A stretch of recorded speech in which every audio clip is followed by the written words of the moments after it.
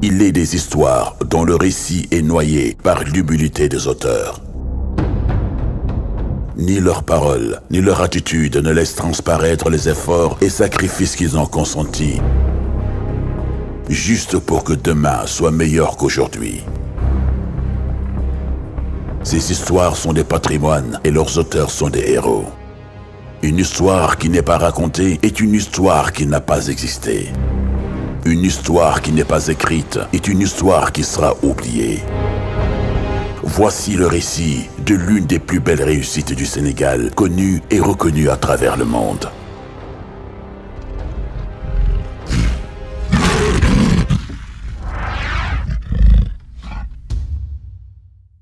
À l'époque, d'abord, il fallait sécuriser les recettes, qui est un problème difficile. Il y avait beaucoup de problèmes, et à la fois de fraude et de contrebande. Fraude par les écritures, contrebande par le passage forcé au niveau des frontières. Sécuriser les opérateurs économiques, les industriels, cette fraude déstabilisait les uns et les autres.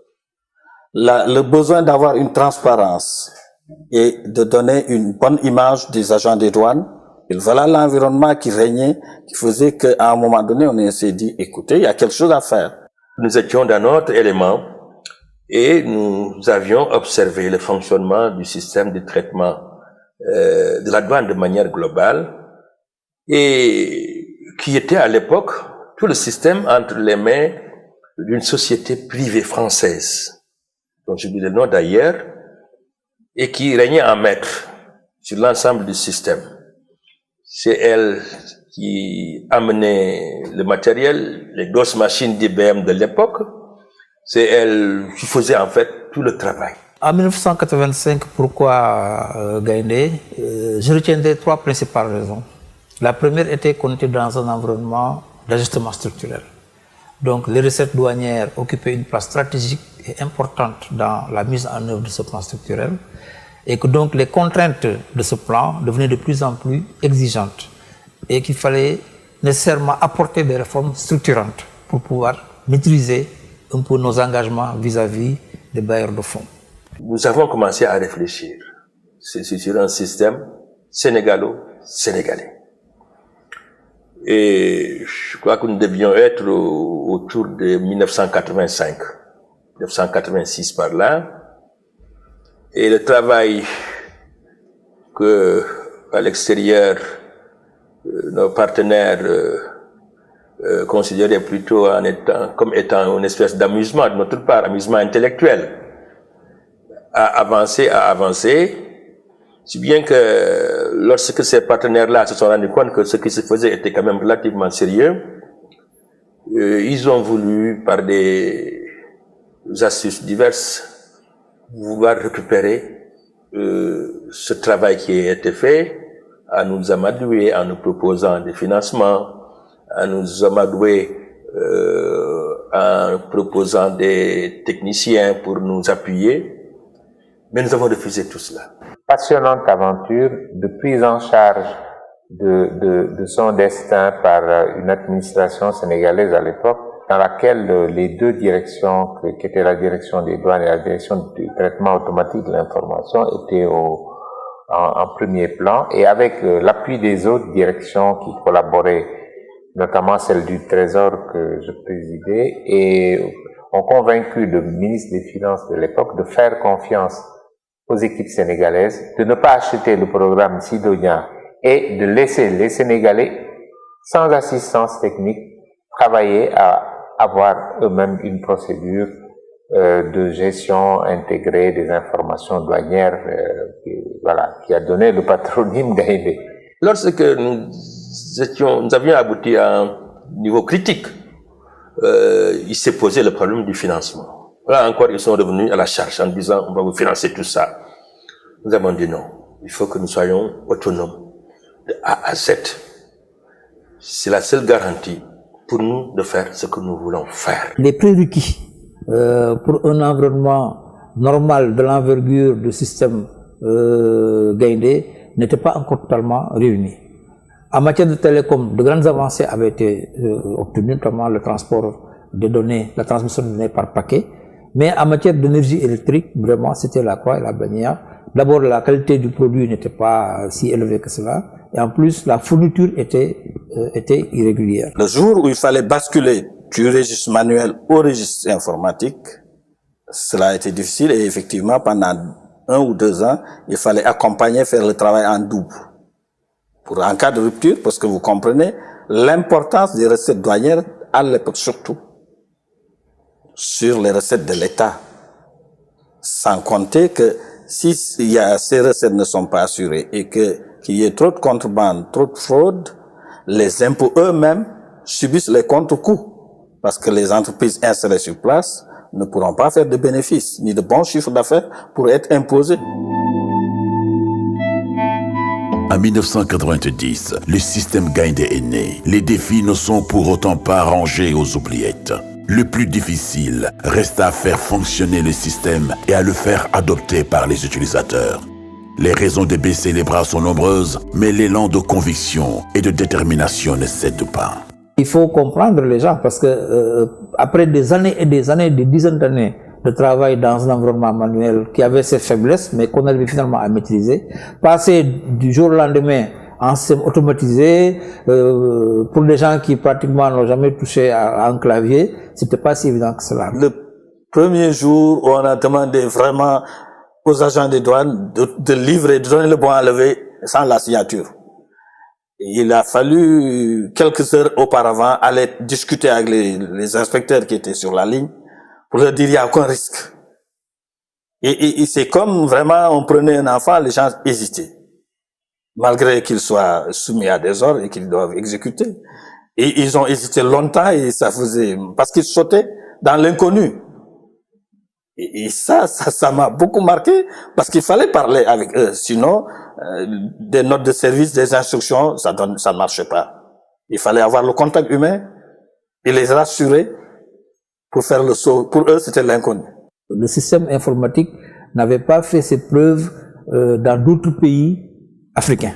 Donc nous étions pratiquement les tout premiers à tenter l'expérience et c'était évident que les gens étaient plus ou moins sceptiques, comme si on les menait à l'aventure.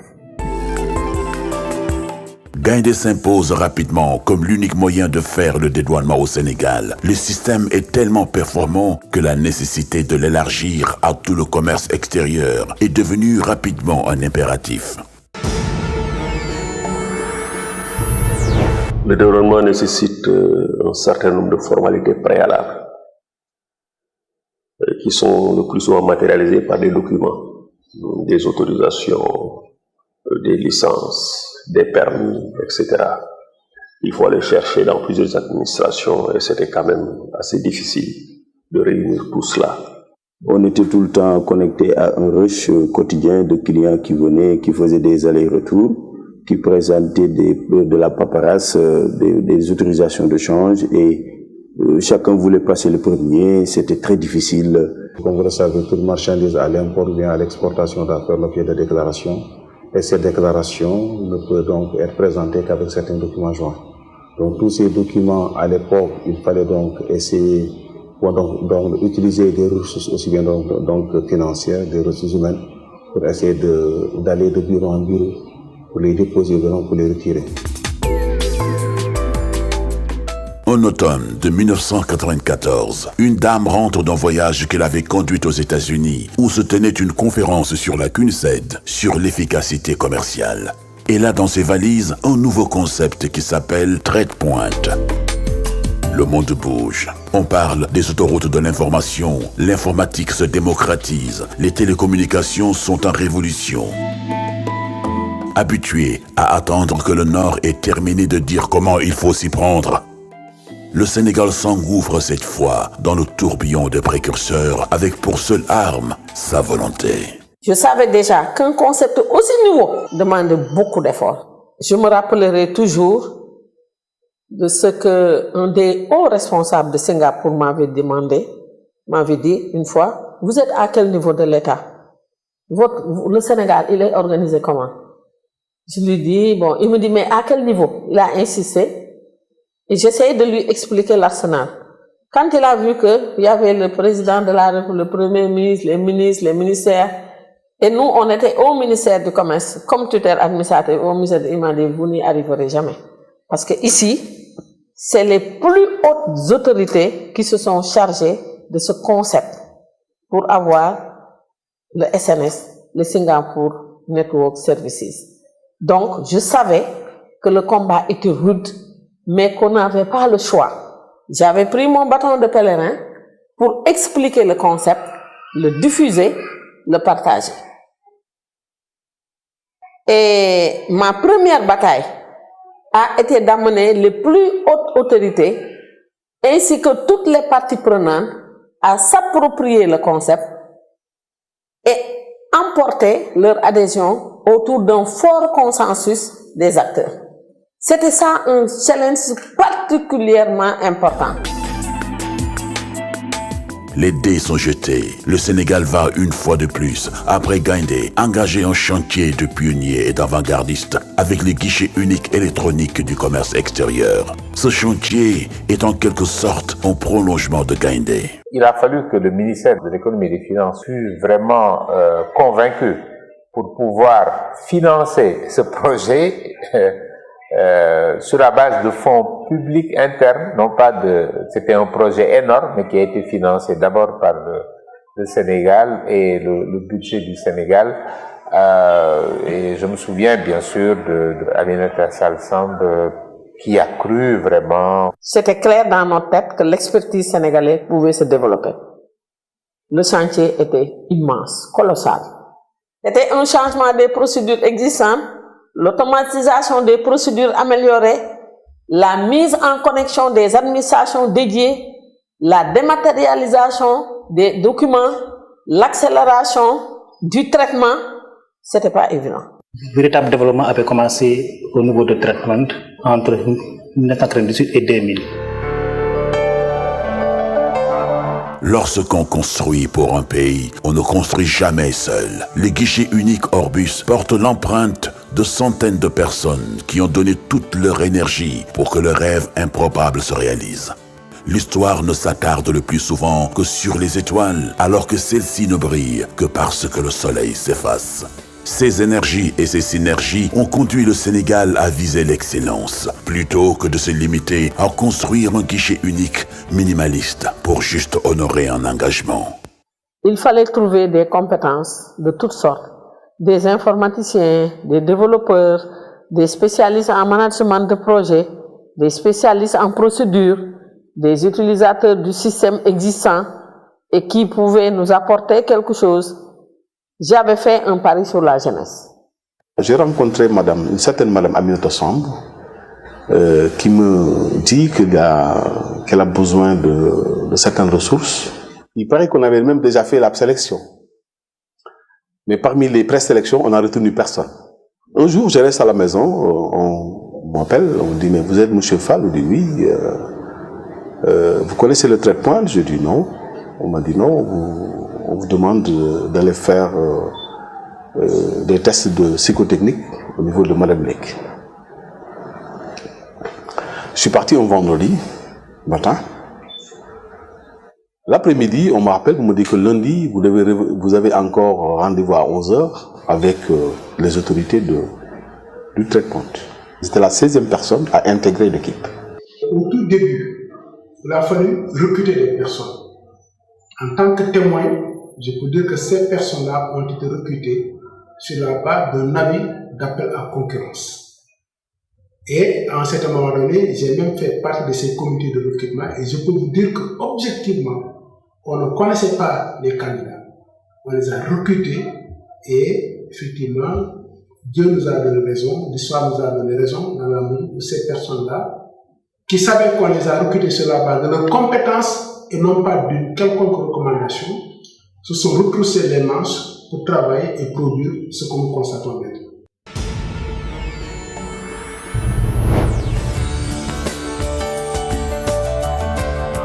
L'option est claire, l'excellence ou rien. Les équipes sillonnent le monde pour s'enquérir des expériences similaires recensées dans le monde à cette époque.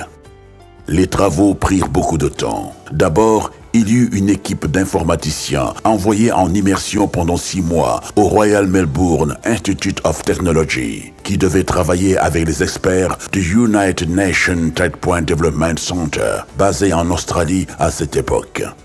Cette immersion visait à trouver les ressorts des dernières technologies pour parvenir à une architecture d'avenir. Il faut dire qu'en 1996, les systèmes d'information distribués étaient dans une transition entre l'UDI et l'Internet.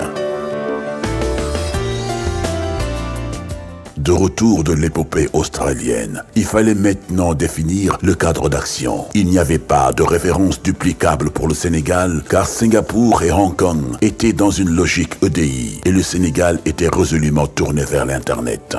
Notre pays a donc inventé son modèle de guichet unique. Les experts ont produit le modèle organisationnel, le modèle technologique et le modèle juridique. Ce Made in Sénégal a fait des émules dans toutes les régions du monde. S'en est suivi un vaste processus de validation qui s'est voulu inclusif. Il fallait convaincre toutes les parties prenantes que l'outil de guichet unique était dans l'intérêt du Sénégal et dans l'intérêt de leur propre métier. La question d'apparence basique s'est avérée être d'une redoutable complexité. Aujourd'hui, nous sommes 12 ans après le lancement d'Orbus 2000. Tout le monde se réjouit d'Orbus 2000 et tout le monde profite allègrement des services d'Orbus 2000, en pensant d'ailleurs, de toute évidence, que Orbus 2000 a été conçu, accepté, intégré de la façon la plus naturelle à notre informatique douanière. Loin s'en est fallu. Cela n'a pas été facile, parce que les résistances étaient très fortes, les administrations étaient très jalouses de leurs prérogatives. C'était très difficile de faire comprendre qu'il fallait accepter l'intervention d'autres techniciens dans le processus, d'autant plus que la douane disposait déjà d'ingénieurs très rodés qui connaissaient bien les systèmes. Les gens n'étaient pas rassurés, ils n'y croyaient pas. Nous avons été victimes de beaucoup de pots de banane, parce qu'il y en a qui croyaient, il y en a qui pensaient que c'était ramé contre leurs intérêts. En plus des difficultés, le volet technologique était également soumis à des turbulences intenses. Les budgets étaient insuffisants et la parfaite maîtrise technologique sur toutes ces nouvelles technologies n'était pas ce qu'elle est aujourd'hui.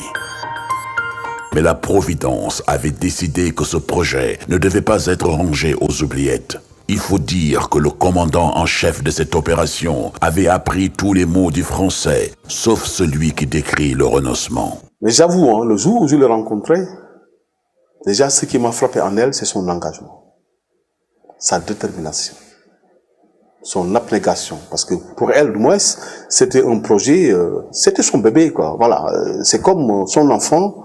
Dieu lui a dit, maintenant, c'est une envoyée sur terre pour pouvoir mener à bien, voilà, l'histoire de ce couple. Parce qu'il me parlait à l'époque, ils venaient de l'Australie. Hein? Il n'y avait pas la place pour le découragement. Et je pense que si vous rencontrez individuellement toutes les personnes de la Fondation TradePoint, ils vous diront qu'il n'y a pas de place au découragement. Aujourd'hui, on fait quelque chose, ça ne marche pas, on corrige.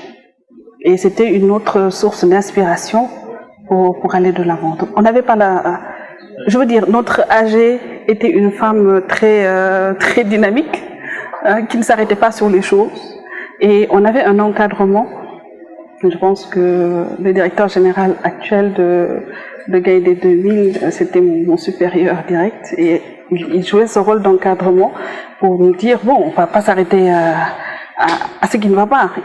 Il faut aller de l'avant. Il avait toujours le sourire pour nous encourager. Et des découragements, oui, il y en a eu beaucoup, mais c'était des sources de motivation. Il y eut finalement une grande concertation et le modèle technique finit par être validé. Seule la question financière n'était pas bouclée.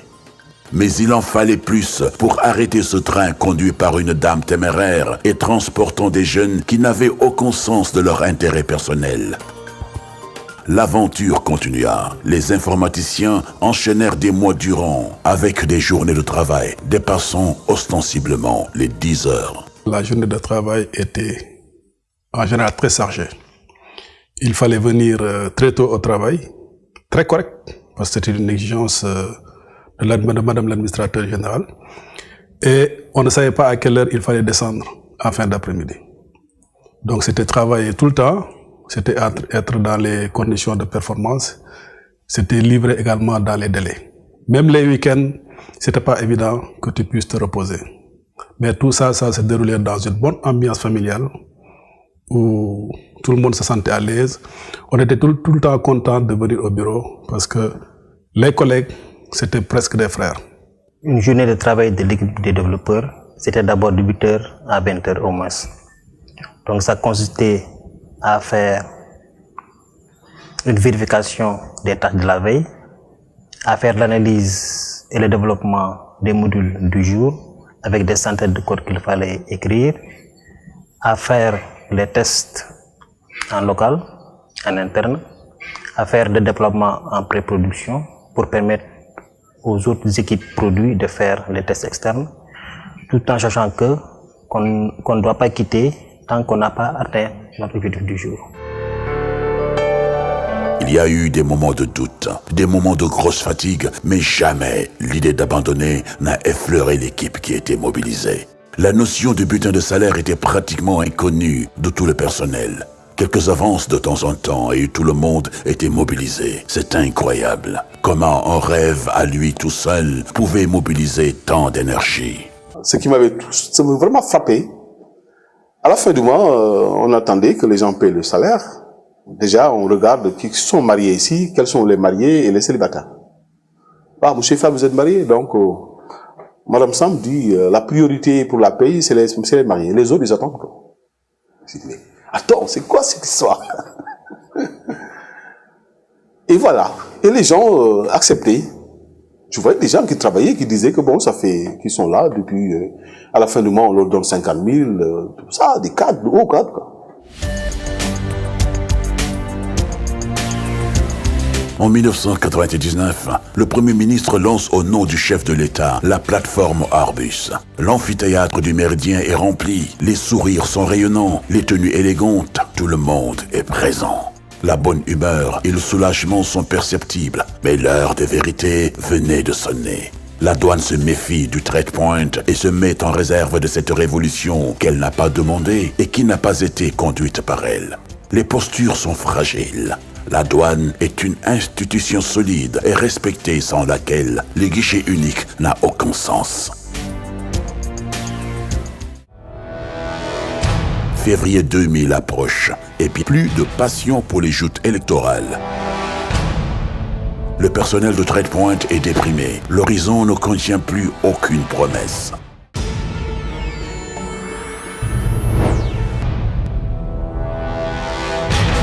En mars 2000, un nouveau régime s'installe. Théoriquement, c'est la fin de l'histoire. Mais la Providence n'en avait pas fini.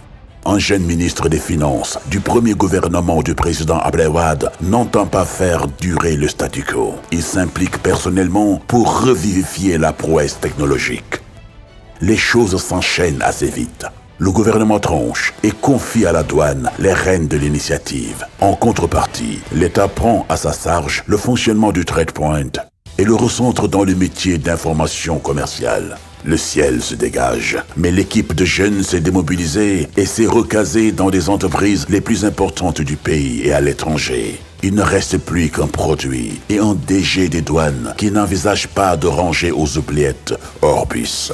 M. Camara était un élément fondamental dans le processus. En 2000, quand je suis parti, Orbus 2000 serait un mort-né.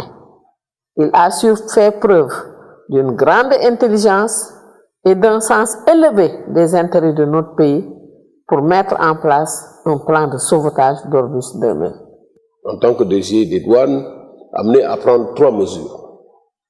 La première mesure, c'était de faire les développements complémentaires de Orbus 2000 pour qu'on ait un produit totalement opérationnel et on a travaillé pour qu'il soit cédé à la douane. Ça, c'est la première mesure. La deuxième mesure, c'était de développer un nouveau produit de la douane qui s'appelle Gaindé 2000 et ce produit devait prévoir l'interconnexion avec le nouveau produit Orbus. Ça, c'est la deuxième mesure. Et la troisième mesure, évidemment, c'était de créer le cadre juridique pour accueillir ce produit-là, pour permettre sa mise en œuvre dans toutes les conditions, y compris même sa commercialisation. Le comité de gestion de l'informatique douanière, qui est un organe mixte privé-public, est la cheville ouvrière de la suite du processus. Il crée le GIE Gaindé 2000 en juin 2002 et le mandate pour assurer l'exploitation de Orbus. Le nom prête à confusion car le GIE porte le même nom que le système informatique douanier alors qu'il n'exerce aucune responsabilité sur ce dernier. C'est comme un nouveau commencement, mais avec en série atout l'expérience. À la création du GIE, les technologies avaient évolué, les parties prenantes avaient changé et des bouts de code avaient disparu. La documentation était absente, les équipements centraux étaient devenus obsolètes ou mal entretenus, etc., etc. Il y avait plus de raisons de sortir le drapeau blanc que de refaire le puzzle. L'environnement a déjà évolué. Donc il fallait migrer déjà la base de données vers une nouvelle base de données qui était à l'époque SQL 2000. Il fallait prendre les programmes sources de développement qui étaient un peu éparpillés un peu partout. Il fallait aller les récupérer et les recompiler sous une autre version de Visual Basic. Il nous fallait déjà faire le tour des pôles pour récupérer les bases de données qui étaient installées au niveau des pôles. Donc nous, quand on est venu au niveau de on n'avait pas toutes les informations. Le TradePoint Sénégal avait beaucoup avancé sur plusieurs modules du projet, mais le cœur de métier de Orbus, à savoir le transfert des dossiers vers les pôles, ne marchait pas du tout. Et il fallait le faire marcher pour relever le challenge et permettre le lancement du pilote. En 2 ans, tous les manquements ont été corrigés ou complétés et s'est alors reposé la question de l'exploitation. Le tout nouveau directeur général des douanes n'hésite pas une seconde, il lance Orbus. J'ai l'agréable devoir de vous accueillir ici ce matin à l'occasion du lancement officiel de l'application informatique douanière dénommée Orbus 2000. Monsieur le ministre délégué, Monsieur le directeur général des douanes, honorables invités, nous avons encore besoin du soutien de tous et de chacun pour aller toujours de l'avant et montrer au monde entier les vraies valeurs de l'âme sénégalaise, à savoir la créativité, la générosité dans l'effort, le sens du partage et de la responsabilité. Les nouvelles technologies doivent permettre au gouvernement d'assurer correctement la mission de rapprocher les administrations des administrés. À cet égard, Orbus répond parfaitement à notre attente en intégrant l'environnement d'exploitation de l'application de dédouanement Gaindé 2000. D'abord, c'était un devoir parce qu'il faut bien savoir que le travail préalable avait été fait de nombreuses années avant. Et je m'honore d'avoir d'ailleurs été associé à ce travail préalable. Et tout ce travail préalable ayant été abattu, il était arrivé un moment où il fallait lancer Orbus 2000. Donc c'était un devoir d'abord pour cette raison.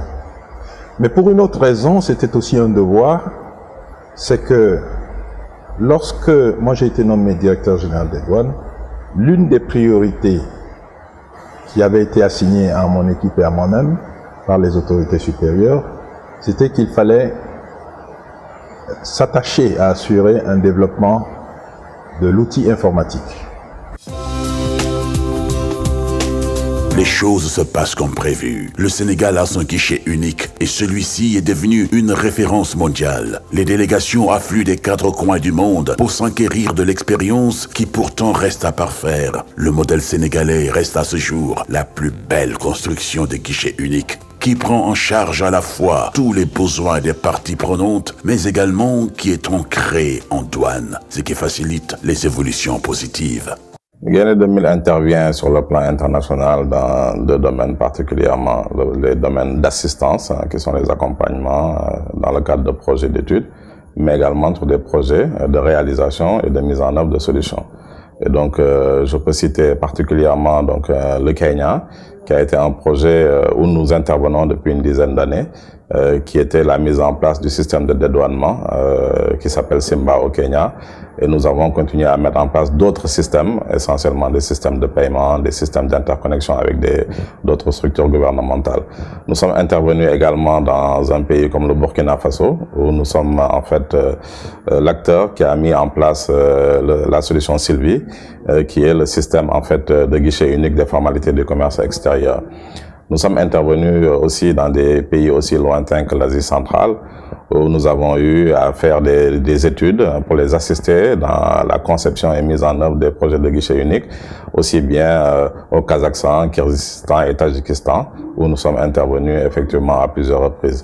Nous avons également d'autres domaines d'assistance, où nous avons pu travailler dans des pays comme l'île Maurice, où nous avons été également contributeurs dans certains de ces projets pour également faire des études.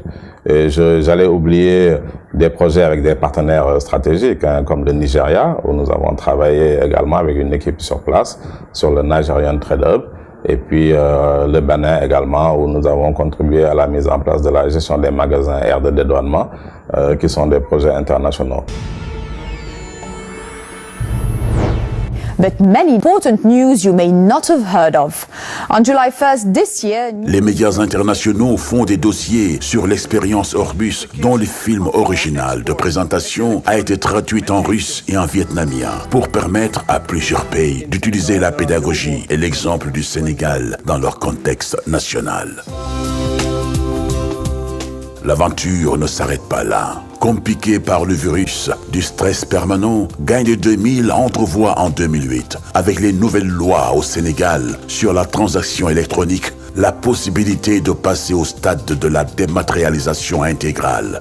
Ce pari ambitieux exigeait la maîtrise d'une nouvelle dimension technologique avec la signature électronique et une capacité d'échange avec le système informatique douanier Gaindé qui devait passer de la version de 1990 à une nouvelle version. C'est donc la période la plus intense de la collaboration entre les équipes techniques de la douane et celles du GIE Gaindé 2000. L'apport des technologies dans l'efficacité organisationnelle et dans les performances opérationnelles des entités n'est plus à démontrer. C'est vrai que l'administration des douanes n'est pas une administration à part, mais elle n'est pas non plus une administration comme les autres. Nous comptons également sur le projet de dématérialisation des procédures pour avoir le moins de papier possible dans nos procédures de dédouanement, ce qui est un obstacle.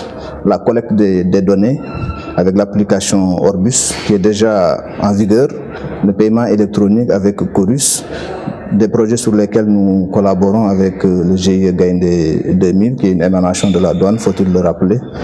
Et donc voilà un ensemble d'outils technologiques qui nous permettront de conforter notre statut de douane moderne. Un comité de pilotage co-présidé par le directeur général des douanes, celui du port autonome de Dakar et le président de Cap Dakar est à la gouverne. Après d'intenses travaux techniques et un appui financier conséquent du fonds ICF, les premiers résultats sortent de terre. En 2011, Orbus est désormais la première plateforme dématérialisée du commerce extérieur en Afrique, utilisant le document électronique et la signature électronique. Le Doing Business classe cette année le Sénégal dans l'indicateur commerce transfrontalier 67e mondial, devant des pays comme la Russie, le Brésil et la Chine. Pour pouvoir donner la possibilité à toute l'administration de s'adosser sur Orbus pour avoir une interconnexion donc des dispositifs et des administrations sénégalaises.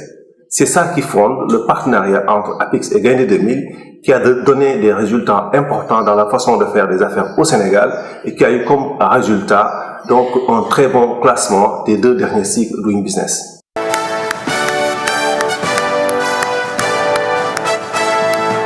Orbus est primé par les Nations Unies au premier rang mondial dans la catégorie de l'amélioration de la délivrance des services publics.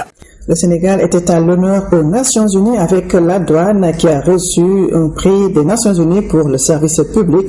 La douane sénégalaise est lauréate de ce premier prix à travers son GIE Gaindé 2000, un partenariat public-privé magnifié et récompensé par l'ONU. En décernant ce prix à cette administration, les douanes constituent un nouveau benchmark, un seuil pour les autres. Il est extrêmement important que les autres administrations de l'économie et des finances, mais par-delà l'administration de l'économie et des finances du Sénégal, toute l'administration prenne cela comme une sorte d'émulation pour que les uns et les autres aillent encore toujours de l'avant pour améliorer leur process, améliorer leur organisation, améliorer l'efficacité de leur système d'information afin que l'État et les usagers en tirent profit. Gaindé 2000 reste une aventure technologique sénégalaise, la première et qui aujourd'hui engage l'Afrique, le monde. Et nous souhaitons bon vent pour atteindre cet objectif en disant que c'est une entreprise dynamique et patriote et que nous souhaitons que les années à venir, que des caps décisifs puissent être dépassés et que les solutions dématérialisées puissent être retrouvées un peu partout dans le système judiciaire, dans l'administration, dans tous les secteurs de manière à ce que nous ayons une économie compétitive, attractive, en capacité de pouvoir emporter les véritables défis. Dans le cadre de nos activités respectives, vous savez que l'ADIE est en charge de la politique informatique de l'État du Sénégal. Et nous savons que Gaindé est un acteur majeur qui a fait ses preuves, notamment au niveau des procédures douanières, et qui est en train d'étendre ses tentacules un peu partout, que ce soit dans l'administration, que ce soit au Sénégal, mais aussi dans la sous-région. Donc, en tant qu'entité de l'État, j'avais cette vision de collaborer avec une entité qui fait de la qualité du service son credo. Et c'est ce que nous voulons implémenter réellement dans cette administration. Nous voulons que cette administration soit la plus performante possible en utilisant les meilleurs outils possibles dans les technologies de l'information et de la communication. Et je pense que cette collaboration est en train de porter ses fruits et il y a de belles perspectives. Parler du partenariat entre Gaindé 2000 et Apix, c'est la rencontre entre le spécialiste de la mise en place des guichets uniques, c'est-à-dire des services aux investisseurs, et aussi Gaindé 2000 qui a l'expertise dans la dématérialisation. Nous avons compris tout de suite, avec la volonté de son excellence le président Macky Sall, que l'amélioration de l'environnement des affaires repose essentiellement sur la réduction ou la diminution des délais de mise à disposition des actes administratifs. L'administration des douanes continue de relever le défi avec le même sens du progrès et le souci d'inscrire le pays dans le registre de l'excellence. Le soutien ferme qu'elle apporte aux actions du GIE Gaindé 2000 et les nouveaux chantiers de modernisation qu'elle entreprend en sont la plus parfaite illustration. Le personnel de Gaindé 2000 n'en est pas en reste. Et lorsque vous leur demandez ce qu'est leur entreprise, leur réponse ne laisse planer aucun doute. Innovateur. Détermination. Challenge. Facilitation. Dynamique. RSE. L'excellence. L'esprit d'équipe. La performance. Patriotisme. La collaboration. Gaindé 2000, c'est l'innovation. Le récit tire à sa fin, mais l'histoire ne fait que commencer. D'autres hommes, d'autres générations la porteront encore plus loin, car c'est ainsi que se construit le progrès. Orbus est une toute petite réalité dans le Sénégal d'aujourd'hui, mais il est une parfaite démonstration que rien ne retient la volonté et l'effort. Des hommes et des femmes de qualité, de divers horizons, de toute génération, de toute appartenance politique, ont offert à leur pays une avancée dans un domaine. Une nouvelle génération est en place. Elle ambitionne de perpétuer l'œuvre des pionniers et de porter haut le flambeau de l'excellence pour un Sénégal qui gagne, un Sénégal qui s'améliore, un Sénégal qui émerge par lui-même, pour lui-même.